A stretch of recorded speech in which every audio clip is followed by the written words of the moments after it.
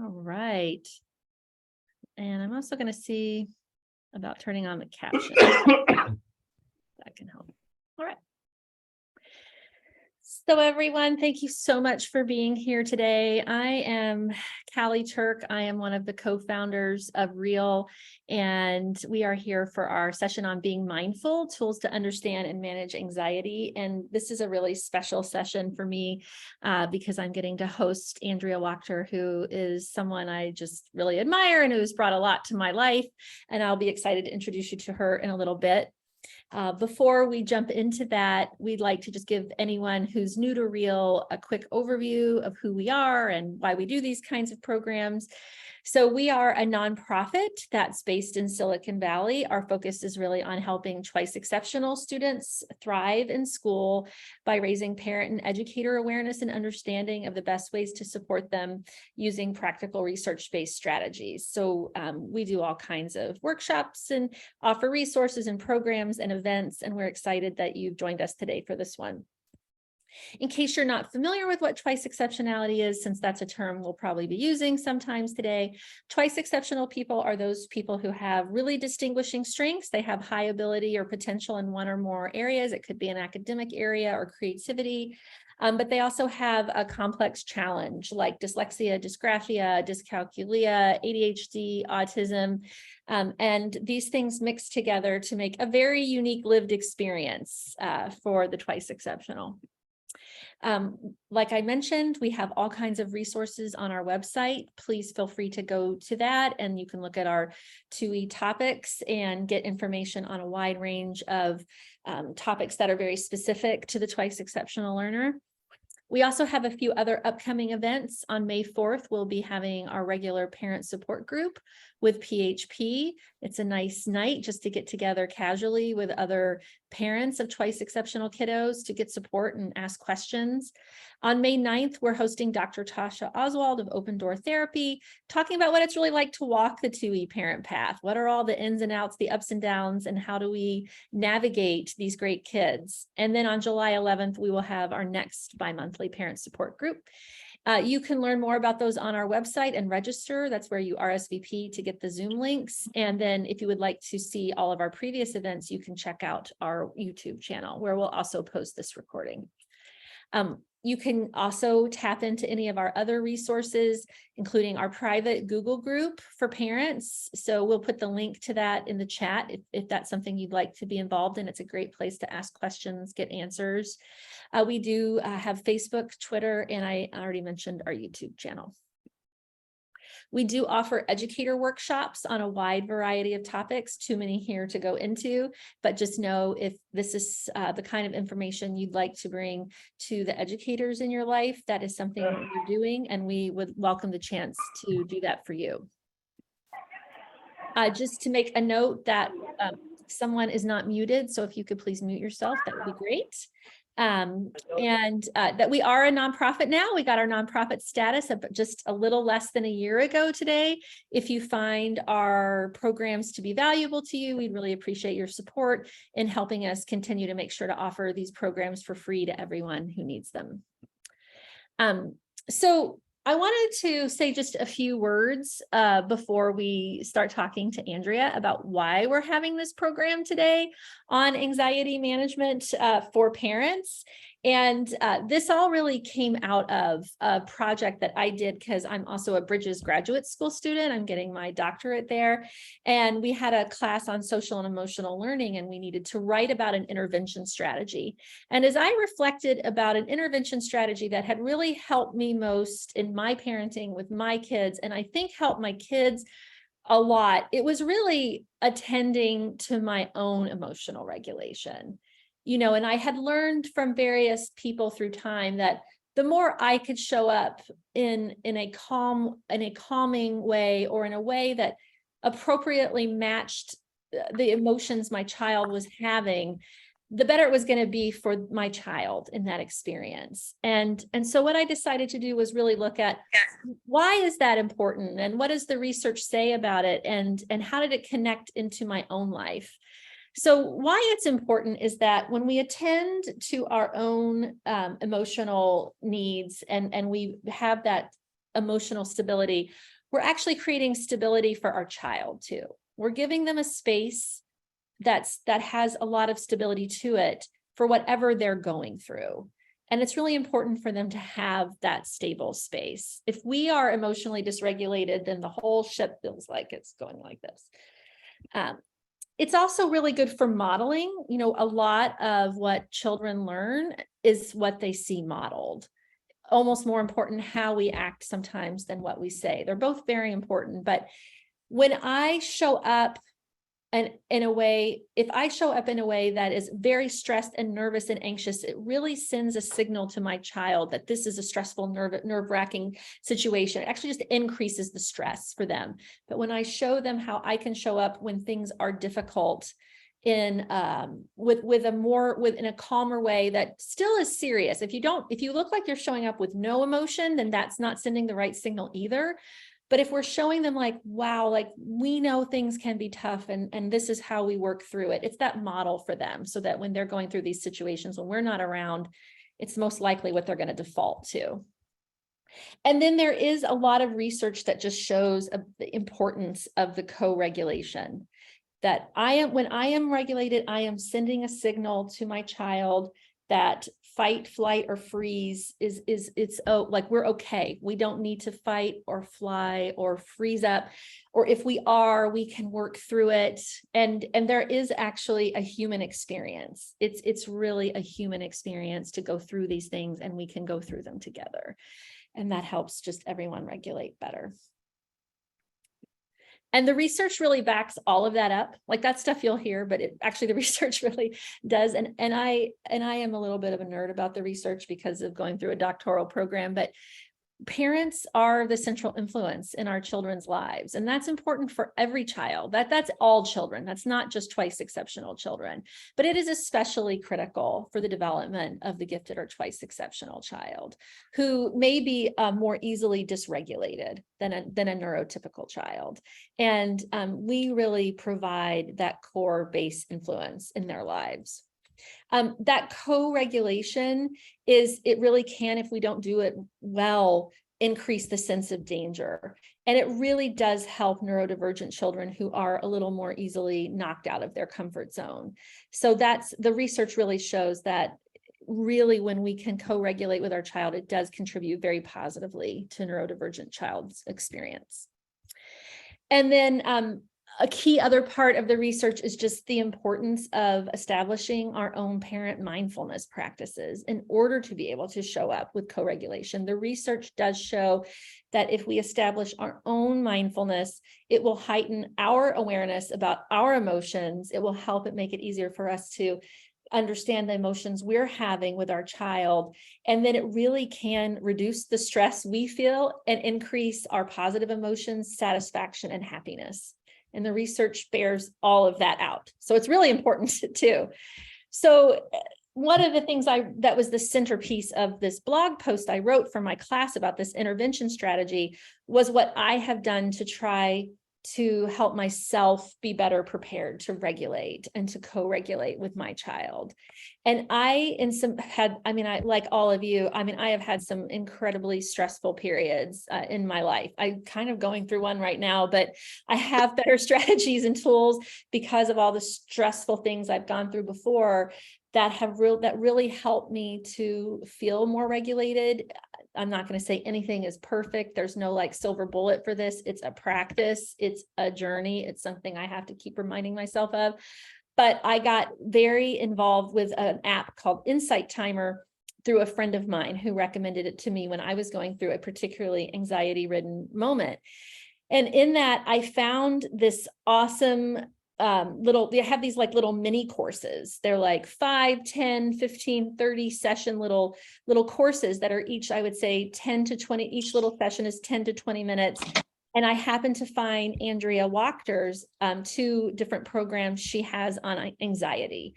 And what I really loved about Andrea's courses is they bring in all this research, they bring in inspiration from leading thinkers in the world on mindfulness, and then they're super duper practical.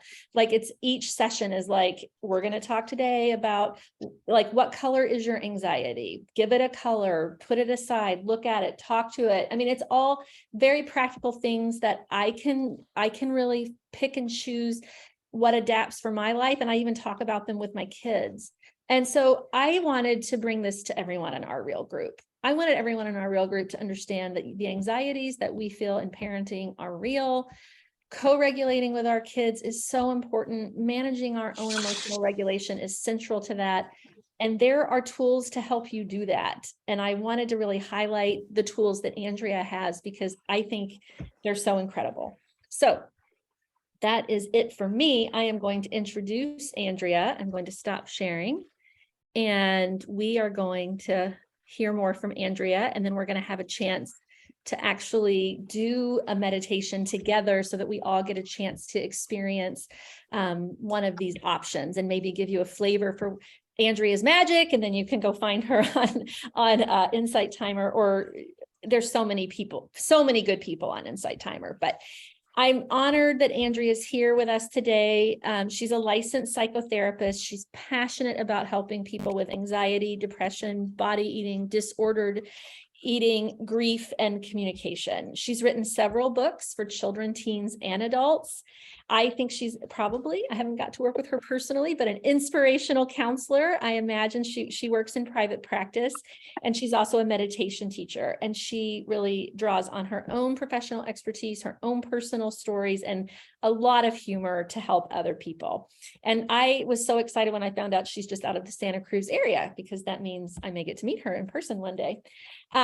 She got her bachelor's degree from Boston University and her master's degree in counseling from University of San Francisco.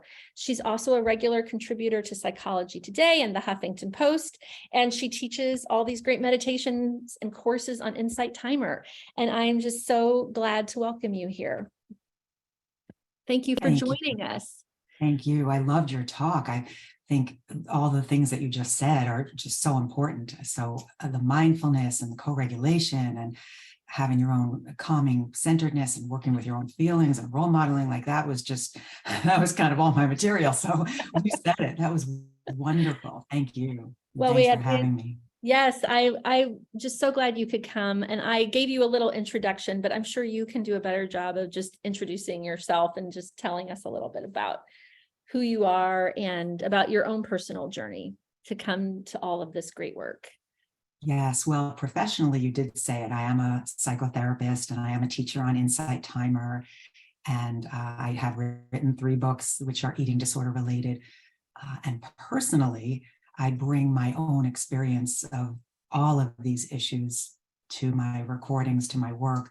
I had a life-threatening eating disorder for many years. I struggled with drug and alcohol abuse and debilitating anxiety and depression. And so as I got well and began to work on my own issues, it just eventually became natural for me to want to help others. So that's how I became passionate about all of this, the making lemonade out of lemons deal. It seems like you know so much, like when I do your Insight Timer classes. And I wondered, like, how did you come yourself to find mindfulness and meditation? And how did you decide that that was an important part to integrate into your life? That's a great question.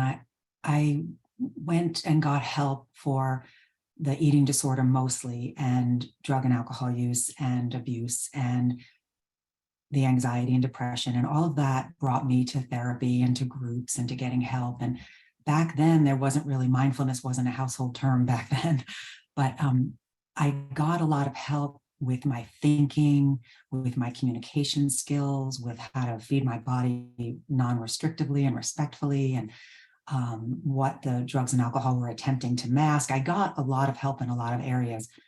And I also found that I needed to quiet my mind. I needed to learn how to be present.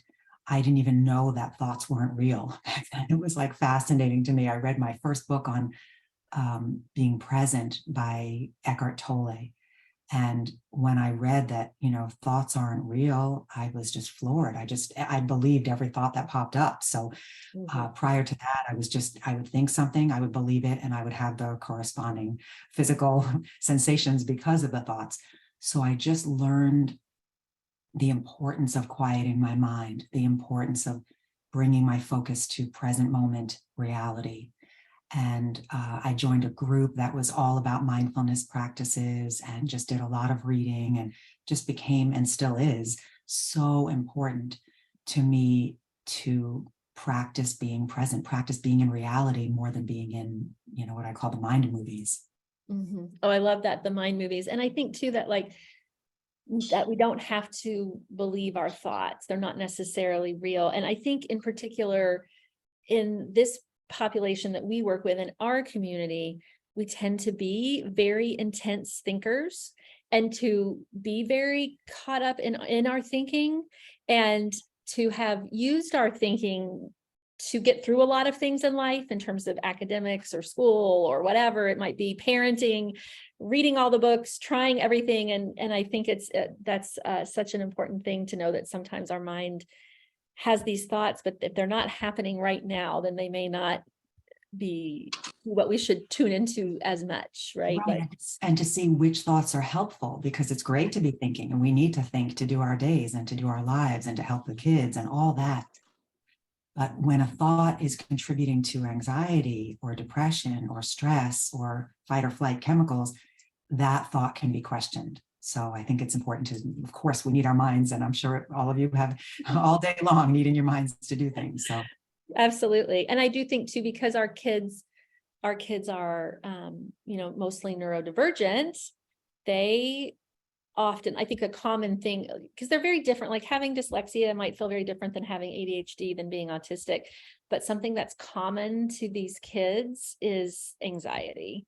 And so, yes, it's so important to everything you said. And I found you through Insight Timer. And I think I probably I don't really mean this to be an ad for Insight Timer. Insight Timer in no way has paid me. In fact, I've pinged them on social media, and I don't think I've ever heard back from them. They might have liked one of my tweets. That's it. But I really have found it to be so helpful, and it has so many very meaningful meditations, courses, teachers. And I wanted to hear more about, how did you come to be part of Insight Timer, and why did you choose that as a way to kind of get your message out? yeah, I love this question because I love this story. It's a little bit funny, which I love sharing funny stories when I can. So I've been in private practice for 30 something years. I'm winding down from my private practice these days and doing more Insight Timer things, but working with people in private practice, I found that it was very important to me to give people things in between sessions, because there's so many moments in between a session. It's 50 minutes or an hour, and then they've got the whole week to deal with their mind and their life situations. So I found myself, way before smartphones, people would call me like the Post-it therapist, because I was always writing things down on Post-its for people to remember, or giving them homework suggestions. And once smartphones came on the scene, I found myself recording guided visualizations and meditations for clients in session, because I would do that. And then someone would say, that was so helpful. I wish I could listen to this during the week. And I would say, well, let's do it on your phone, or bring in your phone next week and we'll record it. So that was sort of the first piece of this. And I loved making these meditations or visualizations or practices for clients, and then hearing back that it was helping them, that they felt like I was with them during the week. So fast forward to when apps came out. I didn't even know what an app was. And smartphones were out. And my husband said to me one day, oh, I just read about this new meditation app. And supposedly it's like the most popular one. And he said, it's called Insight Timer. I'll download it, and why don't we give it a try? And he's a therapist also. We're both very much devoted to mindfulness practices and meditation. We've already been meditating, on our own and together by then. So we got the app, and every day we would open it up and choose a meditation together. That's how we start still. Years later, that's how we start every day. And so at some point he said, you've been enjoying making these recordings on your phone for clients. Why don't you put one up on Insight Timer? And I thought, I don't know how to do that. I don't know anything about recording professionally. So I wrote to them. Back then it was, they were fairly new. And they said, sure, you can submit one. So I did one on anxiety relief. I did it in my closet because that was the quietest place in my house. So I had my little iPhone. I was crouched down, amongst the clothing. And I made this meditation. And I started to get feedback from people all over the world, people I never could have reached on my own. Someone from India thanking me, someone from Spain saying this was so helpful, someone from New York saying this was so soothing. And I'm thinking, well, this is wonderful. It felt so great to be able to reach these people. So I just started doing more. Eventually I came out of the closet and I got into a professional studio and got a microphone and all that. And then they started years later doing courses. It was just meditations for a while. Mm-hmm. Well, I'm so glad you found it. I'm so glad that you do that work. I think it's interesting because I've done my own, I've had therapists, I have a regular therapist, and I've seen several therapists. And what I love about my current therapist and what I love about what you're saying is like people who do like practical strategies, right? It's not just come in and talk and share your feelings and then hope that all goes well. It's like, okay, what can I really do to improve the quality of my life and my thinking and show up as more of the person I want to be, and I think that your strategies have totally helped me with that. And I said that the ones I found particularly helpful, I mean, I really find all of your courses helpful. I should just say, maybe not. Yeah, I don't have disordered eating too much, but the other ones I found super, super helpful. And then every now and then I'll be like, I just need a little shot of Andrea and I'll just do one of your standalones. But I found those two that had those very clear and useful strategies on anxiety, particularly helpful. I wrote notes, I took notes in them, right? So that I could remember the strategies and refer back to them when I needed to. And I really like one that you talk about, which is like strong, soft, silly, or silent. Like when you're having a thought and maybe it just keeps recurring and it's just starting to really become problematic in terms of how you're relating to it, and you can choose how you relate to it. Like, there are times when you need to be strong with your thoughts and just say, I need you to stop right now. I can revisit you later, but you're getting in the way of this moment. Can we, or just to be kind of quiet with it and be like, I see you there and you go be you. Or to be just silly with it. I do tell them jokes sometimes, or just sometimes, mostly I go with soft, which is like, I see you there and I know you're there to help me. And I know you have something to tell me. Yes. And I want to learn from what you have to tell me. Can we be together? Can we just sit together? Can I just just like your hand? Yeah. And those have been great with my kids. They did. So I'm wondering, where did you learn all of those strategies and how did you pick which ones to include? Well, all over the place. I learned, for starters, when I was getting help for my own issues, I got the basic stuff that we all get, like deep breaths and exercise and meditate. And I'm a fan of deep breaths and meditation and exercise, but there was just so many more moments and so many thoughts and so much anxiety. And I needed more. I needed more for the eating disorder. I needed more for anxiety relief and depression relief. So I just researched. I just set out to just find tools that would help me quiet my thoughts, tools that would help me calm my nervous system, tools that would help me be more present. I just needed more tools. And I'm a big fan of practical, very user-friendly tools. So that's partly how I found a lot. I researched. But then I started seeing kids as young as 6 years old in my private practice who already had disordered eating or eating disorders and body image issues. Mm-hmm. And I felt, first I tried to refer them to other people in the county because I didn't specialize with little kids that little, but nobody did either. And the children's therapist didn't specialize in eating disorders. So I thought, I think I'm just supposed to do this. So I started trying to come up with like kid-friendly words and rhymes and ways to help teach children how to deal with their feelings and how to deal with their mind. And I came up with unkind mind and kind mind and quiet mind, different mind moods, and strong, soft, silly, and silent. And kids started resonating with it. And then I wrote my children's body image book. And so I found that the parents were telling me, well, this is helping me too. So I thought, well, I can use it there too. So that's how I came up with the various tools. That's so cool. I didn't know that it connected back to kids that way. And part of the thing I have found, like, that has been part of the co-regulation, is when I know these strategies, then when my kids bring up things that maybe make my heart start to race a little bit and my mind start to go zzz.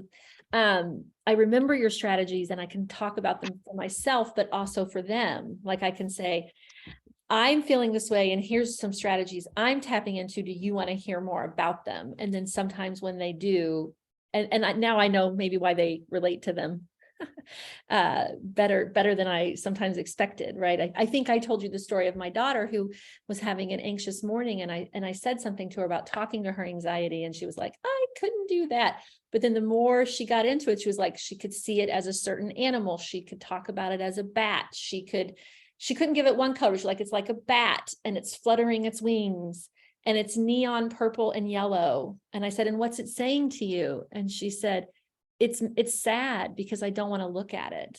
And I would just never have had that conversation with her if I hadn't gone through your those strategies you gave us, that you can actually take that time to talk to your anxiety or to those anxious feelings. And yeah. And then I loved the next thing she said was, I wonder what hope looks like. And it just sparked such a great conversation. And now I know why.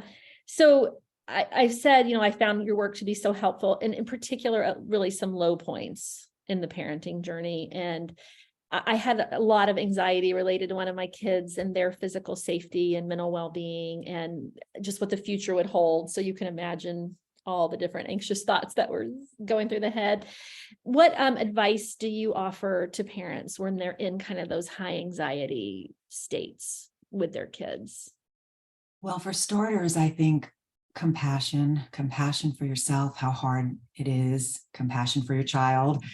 And self-compassion can be words, compassionate words. I have a client who likes to say, there, sweetheart, this is hard right now. Or it could be touch, your hand, or holding your own hand, or just offering yourself compassion, either in the moment if you can, or sometimes you just have to deal with the moment, but later especially, and regularly, really giving yourself compassion. And I think it really helps to learn tools that are helpful to you, that resonate for your nervous system, that hit the spot for you, and practice them not when things are heated with your child, so that when things get charged and really challenging, you've already practiced it so much that it's much more likely you'll remember it. Because when we're anxious, it's hard to think clearly. Sometimes we're in fight or flight. So to have a one or more, hopefully just a little handful, a little toolkit, that's why I call them toolkits, where you have these very well prepared and practiced tools, so that you'll be more likely to remember to do them when you're needing them. Well, I think it's like anything. It's like with fitness too. Sometimes you let these things lapse because you think, oh, I'm okay right now, I don't need to do all of that. But yes, I do find yes, it's easier to show up in the way I want to when things are hard if I've kept a good practice going, because you just Absolutely. Yeah. Absolutely. And It whether doesn't that's, always happen though. Sometimes I just have to hop right back in. well, we do the best we can, and you do it later, or you do it as soon as you can, or you have a list of your favorite tools very easily, accessible, so you can see it, or reminders. And whether it's the simplicity of mindfulness or a deep breath, or whether it's self-havening or something that's going to calm yourself, or tapping. That's why I like to share and teach so many different tools, because everybody resonates with different things.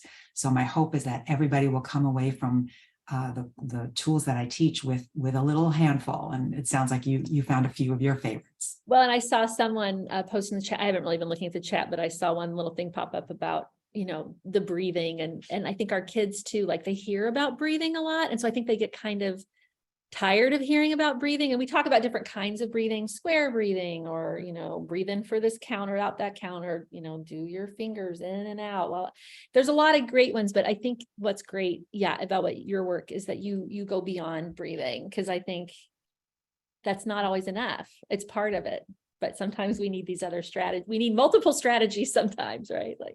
Absolutely. So I want to make sure everyone does know how to connect with you. I mean, you're on Insight Timer. Are there other ways to connect with you, or how can people get the courses? And we can put a link to them in the chat. In fact, Yael, if you look in the document we have to get myself organized for this event, I have the links in there if you don't mind posting those. Well, I did recently create a YouTube channel for people that don't have Insight Timer, because a few of my students said, I want to recommend your meditations to people, but they don't have Insight Timer and it's not easy for them to get apps, although Insight Timer is free. And I love that about them. And the meditations are all free on Insight Timer. The courses do have a cost.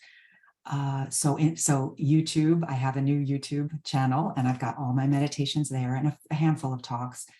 And then there's two ways to get courses or get my courses or any Insight Timer courses. One is through their website, insighttimer.com. And you could search whatever you're looking for, and you could just purchase a course, just that one course. And I really appreciate that Insight Timer keeps their courses very affordable.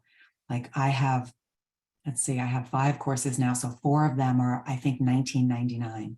I think that's really reasonable for a 10 or 15 lesson course. And then one of my courses is 30 lessons. And I think that's more like maybe $29.99 or something like that. So that's one way to get mine or any courses, insighttimer.com. And then the other way is if you want to take more courses and you like that feature, you can get a subscription to Insight Timer on the app. And then you can get any of the courses. You can also listen to things offline, which I really like, because you can, be falling asleep and you don't have Wi-Fi. You can just listen to meditations offline. So those are the ways to get the courses anyway. I've done some of the offline one too for airplane flights. Yes. I don't love flying, but the meditations can really help calm my nerves in that situation too. And I also think we were saying, I'm a subscriber to Insight Timer, so I believe in it so much, right? Like I'm a subscriber, but I think you can do a free trial too, right? Just to check it out. I think you can. So if you get the app, which is free, and then you sign up to get a subscription, I think you get a free trial. It might be a week. So that's even a way to take a class and see if you like it, see if it's, you want to keep it or not. So we were talking when we were meeting with each other about doing today about self-regulation and co-regulation and how that's so important on the parenting journey. And I know you talked about self-compassion. Do you have specific strategies that you recommend? I mean, you have so many. Are there like just a couple that you're like, I really think these are like the best ones to start with, or maybe try out? Or well, filling yourself up is so important. As you know, you can't pour from an empty cup, that famous saying. So finding whatever works for each one of you. It might be nature, it might be journaling, it might be meditation, it might be a hobby or something that you love. So I think for starters, finding whatever bits of time you can. It depends on how many children you have in the situation. And if you have help, there's so many factors, but making sure that you're doing your best to fill yourself back up. Yes, the self-compassion is so important. Role modeling healthy emotions, I think, is so important. So of course, we don't want to be sharing our biggest feelings with our kids, but even just saying things like, it could be, I just had a good cry. I was feeling sad and I let it all out and I feel so much better now. That's it. Just planting a little seed, or I'm feeling a lot of emotions. I'm going to go in the other room and write or do a little art. And so it's like not always telling them, trying to get them to do it, but just showing them and briefly the benefits of you doing it.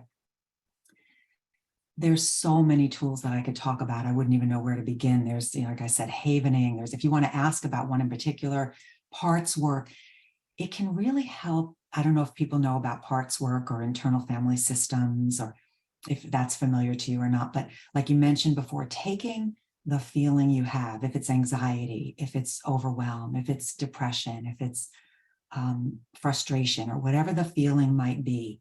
And you probably can't do this in the moment with your child. You have to just deal with what's going on. But later, taking that feeling and imagining what that feeling looks like, giving it a name, giving it an image, giving it, or maybe you just can feel it, and connecting with that feeling with deep compassion. And that can really help. Another thing that can be helpful is if you dealt with your child in a way that perhaps you weren't that thrilled with, maybe a way you wouldn't want to see on YouTube, to later reimagine that scene and doing it the way you would have liked to do it. And especially that imagination can be helpful right before you're falling asleep at night, right when you first wake up in the morning. Those are two very prime times to plant seeds in our subconscious minds. So imagining yourself in the same exact scenario, and you're doing it with calm, you're doing it with, groundedness, you're saying the things you'd really like to say, and offering yourself compassion if you didn't. But I think redoing it can really help. Well, we had talked about doing a mindfulness activity together. Mm-hmm. Can we do that now? Sure. Does it feel good to transition into that? Sure, absolutely. So whatever scenario or situation people are in, just, make sure to do what you can to get yourself comfortable. If you want to lie down, if you want to sit back, if you want to close your eyes or look down, or just get yourself prepared to do a little brief meditation. And just begin to notice the surface beneath you, whatever is holding you up. It could be the chair, it could be a cushion, whatever surface is beneath you. See if you can allow your body to really sink into that surface. Feel that surface supporting you. There's nothing you need to do right this moment except just give your body permission to notice all the places of contact between your body and the surface beneath you.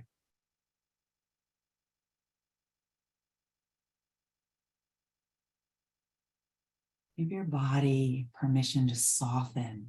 Give your shoulders and your neck permission to soften, whatever that feels like for you.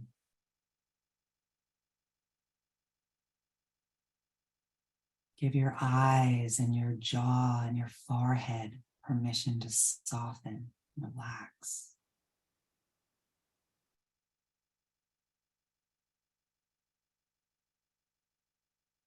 If you're aware of any places of tension in your body, you can just allow them to be there. You can send your breath to those places, like you're breathing in a tropical breeze, and your breath is just passing through these places in your body that need some soothing.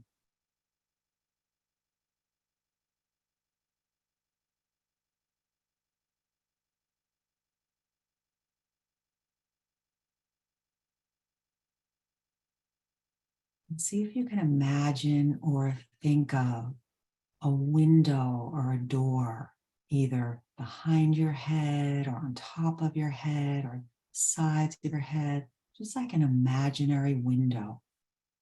And imagine opening the window or windows or doors, or think about them opening, just letting your mind air out. Giving your mind and your thoughts permission to air out, like you're airing out a room. You don't need to be thinking right now. You can just be here.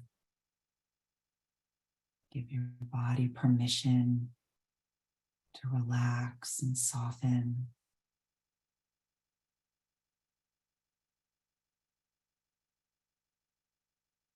Your mind a break.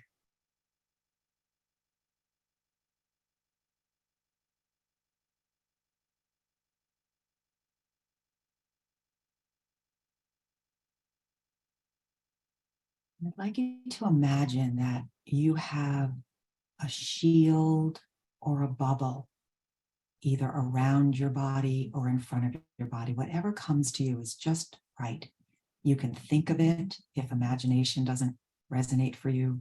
You can feel it or sense it, or you could imagine that you have a bubble of protection around you, or a shield, whatever feels right to you.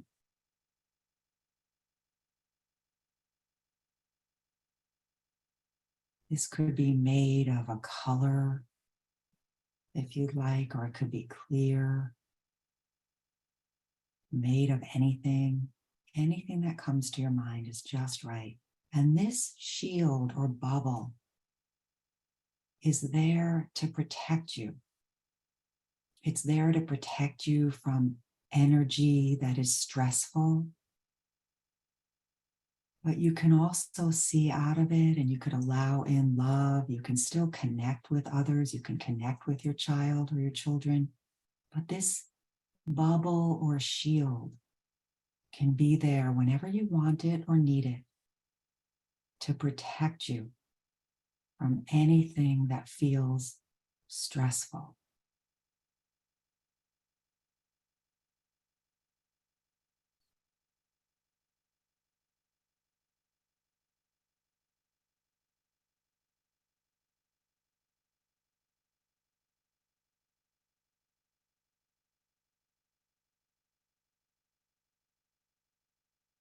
So if this resonates for you, and you can think of or sense or imagine a shield or a bubble or some form of protection around you that still allows in love, it still enables you to connect, but it's a protective shield or force that you can put up whenever you want, whenever you need, still connecting with your child,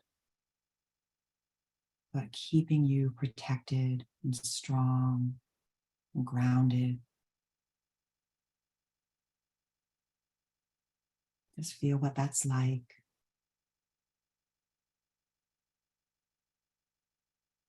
Notice what it feels like inside your body to have a little protection whenever you want or need it, but still open to love and connection.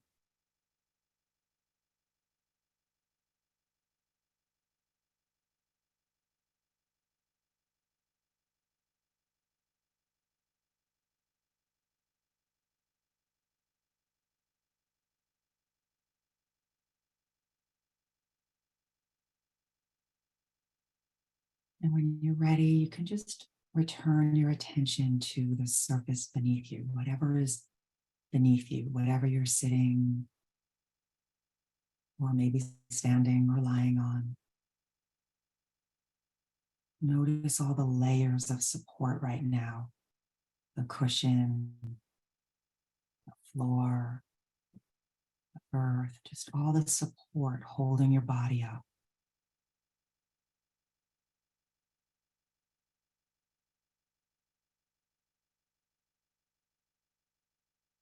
Begin to notice sensations in your body. Perhaps you can feel sensations in the palms of your hands.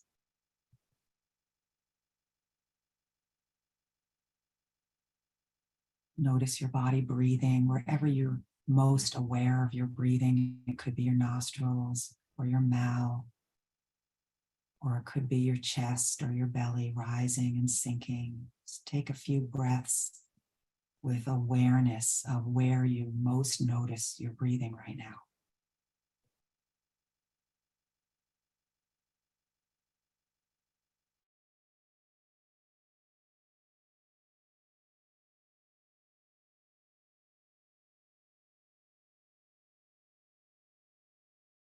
Continuing to give your shoulders and your forehead and your eyes permission to stay soft, your jaw, permission to stay relaxed.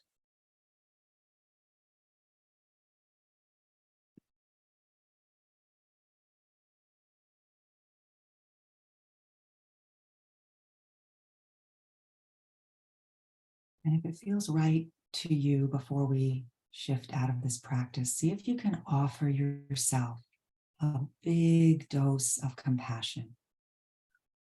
It could be a thought, a compassionate statement or word. It could be with your hand somewhere that feels compassionate. It could be just a heartfelt dose of compassion for yourself, for who you are and what you do and how hard you try.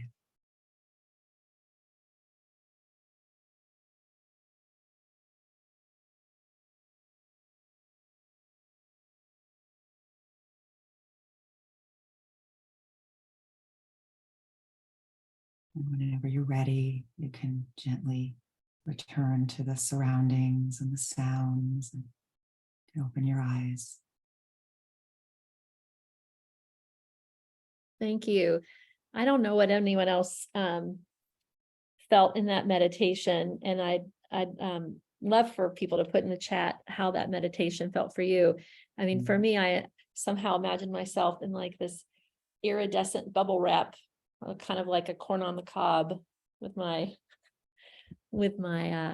soft barrier, but with ways that I could reach out and hold my daughter's hand. She's had a tough day today already, and I kind of needed to have that sense though of especially as our kids get older, like, who am I? Who is she? Having that kind of iridescent, like nice little bubble around me helps me remember that she is having her experience and I am having my experience, and we can have it together. But I don't have to necessarily take on all of her emotions, because that is overwhelming too. So. And not helpful. It's like those energetic ties, like you were saying earlier, that they can feel our energy, we can feel theirs. So how to have the love and the connection, but not taking on their energy at times makes us better able to help them. Absolutely. So thank you for that today. But if anyone wants to share how that felt for them, that would be great. I know that we've had some questions come in. I think Yael has been tracking them. So I might spotlight Yael here for a little bit and have her. No, she says no. I'll just ask them. No Yeah, spotlight. if you don't mind, I have a couple other questions, but I'd love to get to people's questions who are here today. Yeah. So for those of us who are new to this, somebody asked, can you explain more about why thoughts aren't real? It's a great question. So what is real is what we can see with our eyes, feel with our hands, taste, touch, put in our pockets. They feel real. And sometimes our thoughts are necessary to do our lives, but you can't take a thought and show it to somebody. You can't take a thought out of your head and fold it up and put it in your pocket, because it's not tangibly real. It feels real. They can feel real. They can feel so real they cause stress hormones. They can feel so real they cause depression. They can feel so real they cause us to use substances in excess and hurt ourselves, because they feel so real sometimes. But the thought itself is not real. And when we can catch, become aware of, and question our stressful, unhelpful, or unkind thoughts, it is life-changing. I hope that helps or answers, or please bring more if there's more. I think you might be muted, Yael. Sorry about that. It wouldn't be a One of Zoom the- call if we didn't have it happen at least once. Yeah, I'll offer that up for today. Well, yes, that was very helpful. Thank you. One of the, I think the top pre-submitted questions that came in repeatedly was, how do I stop worrying or trying to predict about my child's future, right? When you have neurodivergent children, you worry, what will they become? So I don't know if you have an example of a tool you might use, for that. Well, again, compassion for yourself. Of course you worry. That's in the job description of being a parent. It's like, of course, sweetheart, of course, right? So compassion. And then questioning if the worry is useful, questioning if it's helpful, questioning if it's trying to be helpful. Usually worry is trying to help. It's got good intentions. And even perhaps, like I was mentioning before, having a dialogue with anxiety, having a dialogue, a compassionate dialogue with worry. So you might do this in a journaling exercise, you might do this in a visualization, you might do this out loud, you might do it with somebody, a safe, supportive person, giving worry the stage on purpose, rather than just having it run the show and have the reactions from it. So for example, maybe your worry has a shape or a color, or it looks like a part of you or another being. Being able to talk to it. Thank you for trying to help me. What's here for you right now? I'm so worried about my child. I'm so worried about their future. I'm so giving it some room, but having a little separation from it.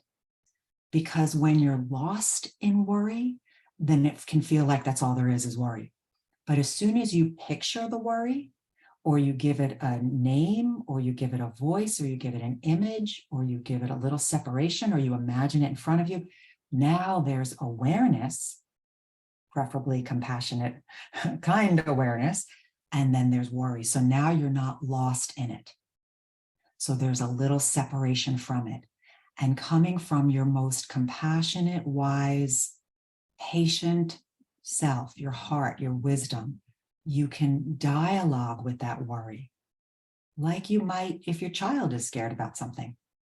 And you could try to understand it and appreciate it. Thank you for trying to help.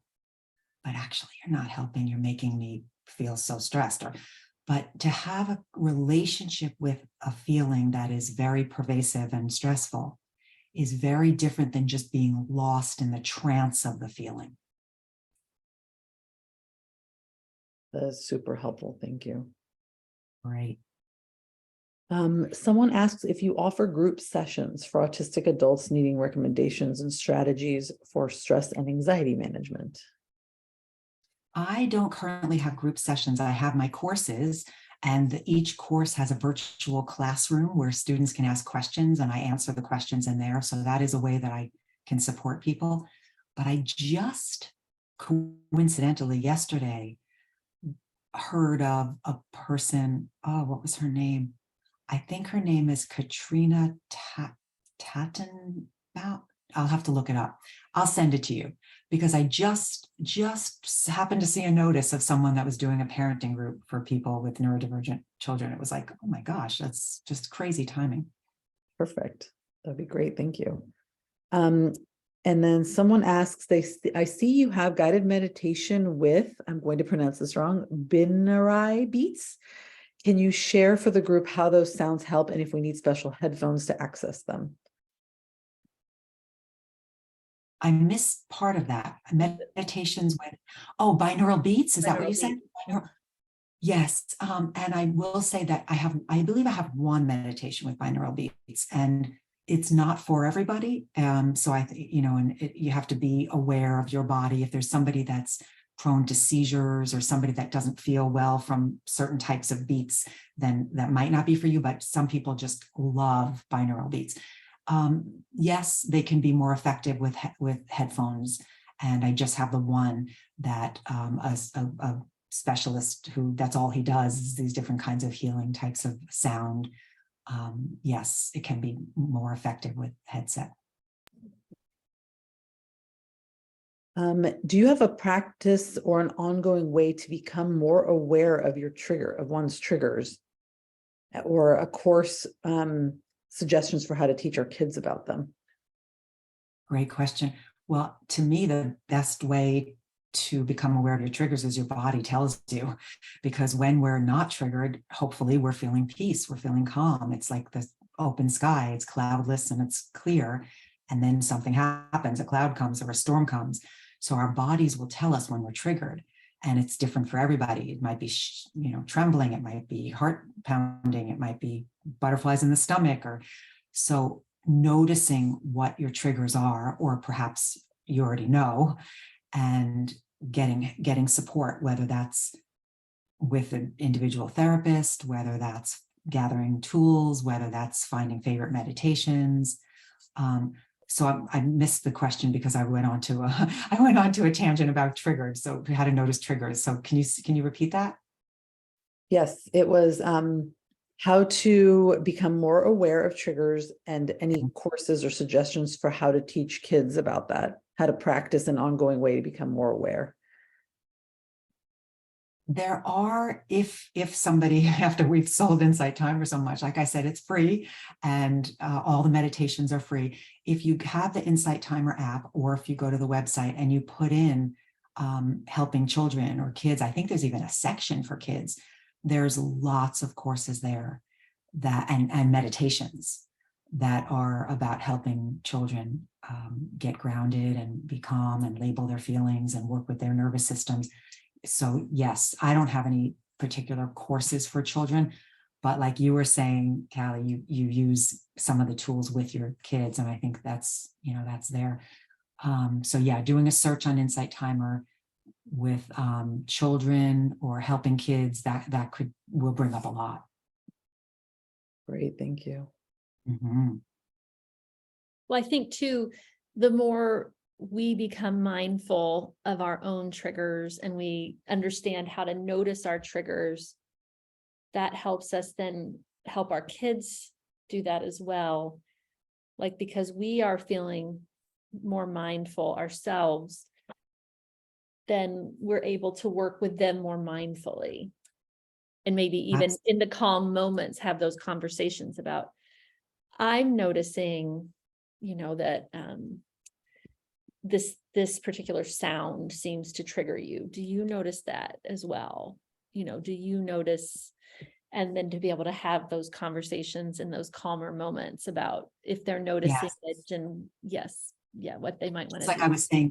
Like I was saying before, it's helpful to gather tools when you're calmer, so that you have access to them, and that your body experiences calm more often. Same with our kids. It's like to try to get them to process or talk about or explain something when they're in the thick of it might not be realistic, but later on, what was going on for you? And can you draw it? And can we talk about it? And where did you feel it? So yeah, trying in the moment. And then if not, later is always another chance. And I also think for our kids who are autistic or have ADHD, they can have a lot more sensory triggers than we realize. And that is another avenue that you can explore as a parent, is a sensory evaluation. So that, because they may not even understand like why certain things are bothering them in their bodies. And it's something to do with their sensory system. So in terms of just exploring triggers, that's just another avenue. You used a word I wanted to ask you about before we close up, which is havening. What is havening? I was very curious about that. Havening, it's in one of my anxiety relief courses. So maybe that's not the course you took. I have two of them. Or I took it, but it wasn't the one that I've stuck with me. So I need repetition. I need to be retaught. So havening is kind of like creating a haven for yourself. Havening was discovered by a neuroscientist, twin brothers neuroscientists. And they found that there were 3 areas of the body that when these areas were stroked with calm intention, that it sent the most calming messages to the brain, that they could actually see brain waves. Sometimes it's called delta waves or delta therapy or delta touch, because these 3 areas generated the most delta waves in the brain, which are the calming brain waves that come when we're in deep meditation or deep sleep. So the 3 areas are the palms of the hands. And it's so ironic because during COVID, everybody's been like washing their hands, but doing it really calmly. And you can see how that feels to you, like what area feels the most effective for you. And this is something you could do, anytime. I mean, someone could be in a business meeting and just like under the table doing self-havening. The other area is the upper arms. So it's kind of like giving yourself a hug too, but from the shoulders down to the elbows. And you just find your own pace, your own pressure that feels right to you. You can switch, and then the third area is the sides of the face. Mm-hmm. And I learned this from an anesthesiologist in New Zealand who teaches very simple ways to do. Now, self-havening is when you do it on yourself, obviously. Havening is when you go to someone and they do it to you. But self-havening is just so accessible. This anesthesiologist, he found it was so effective on his patients before they were going under anesthesia that he gave up his practice and he just does havening full time now with people. So it can be really soothing, but you can play with the different parts, the sides of your face, the upper arms, or the hands. I even came up with a way. I did this in my class. I did this in my new depression relief course, to take one long stroke so that you end up doing kind of getting to there. You could even start here and kind of get all 3. Yeah. But some people resonate more with one area than the other. But you can notice sometimes people will write to me in my classroom and they'll say, I thought that was ridiculous. I listened to it, but I did it, tried it anyway. I rated my anxiety or my depression. It was like an 8 or a 9. And I swear to God, it's like, it's a 1 now. I just, they thought, oh gosh, how is this going to help me? And they try it. Yeah. And with the rating before and after, people really notice calming effects. I think it's amazing to me when I do it. It feels different depending on which hand I have on top. That's interesting. Yeah. Yeah. And it can help if you add in calming statements like, I'm calm, my body is relaxed, everything is okay, I feel safe. That can help too. Yeah.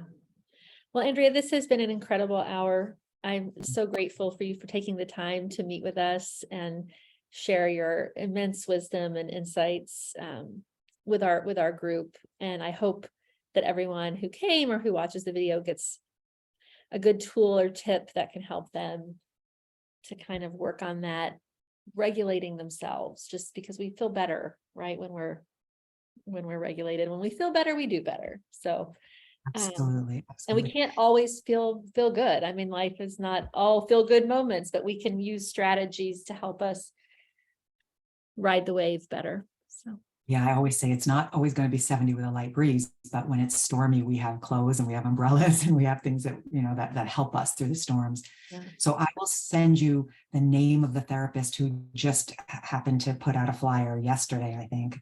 And Great. you can just on our website and see if that's a useful parenting group. Awesome. Thank you for having me. Thank you so much. Thank you so much. It was so lovely to hear from you. Thank you. I'm so glad.